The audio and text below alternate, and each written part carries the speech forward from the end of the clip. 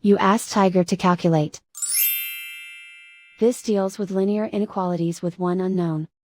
The final result is f smaller than -8/7 smaller than -11/7. Let's solve it step by step. Isolate the f. Multiply both sides by inverse fraction 8/7.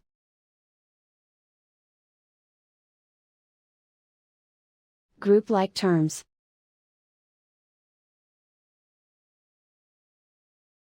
Multiply the coefficients.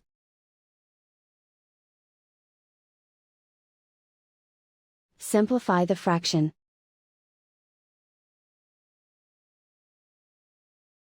Remove the ones.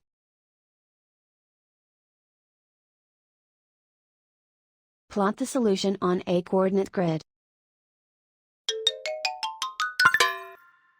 And so the final result is f smaller than -8/7 smaller than -11/7.